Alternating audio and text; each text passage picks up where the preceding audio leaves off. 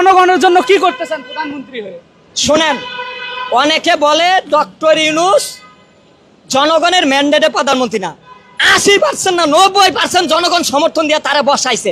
তিনি জনগণের ম্যান্ডেটেই, তারপরও নির্বাচনী ব্যবস্থা আছে। আমরাও প্রধানমন্ত্রী হইতে চাই, সময় মতো নির্বাচন হইব। এখন এই সন্ত্রাস চলতেছে, এই সময় নির্বাচন জনগণ চায় না। কিছু সময় বিলম্ব হইয়া ডক্টর ইউনূস সন্ত্রাস দূর করে তারপর নির্বাচন দিব, তারপর আমরা প্রধানমন্ত্রী পদপ্রার্থী, যাকে জনগণ ভোট দিব সে প্রধানমন্ত্রী। আচ্ছা, আমি আপনাকে প্রশ্ন করলাম হচ্ছে আপনি প্রধানমন্ত্রী হয়ে কি করতে চান?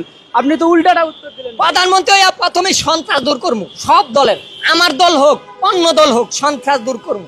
তারপরে নদীতে বাদ দিব, শ্রমিকের মজুরি 25,000 টাকা করবো। ইউনূস বলছে করবো, পারলে করবো, না পারলে আমরা আইসা করবো। আর যারা বিভিন্ন দলের দালালি করে, জনগণের উপেক্ষা কইরা বিভিন্ন দলের দালালি করে, তাদের বিচারের আওতায় আনা হমু। দলের দালালি, আমার দলের দালালি করলো, জনগণ ভাত পায় না, কাপড় পায় না। আমি জনকল্যাণ পার্টির চেয়ারম্যান, আমার দলের দালালি করা লাগবো না। আপনার শ্রমিকের মজুরি 25,000, নদীতে ভাত, এগুলি নিয়ে কথা বলেন, আপনার পাশে আমি থাকবো। এটা আজকে জনগণের মঞ্চে বক্তব্য দিতে আইছি, এটা আমার দল না।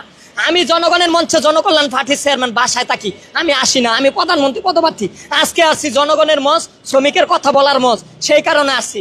নির্বাচন হইব যথাসময়ে। এখন আমাদের নির্বাচন, 2 প্রধানমন্ত্রী নির্বাচন দরকার নাই, নির্বাচন দেরি হইলে আমাদের সমস্যা নাই, কিন্তু যথাসময়ে নির্বাচন হইব, পরে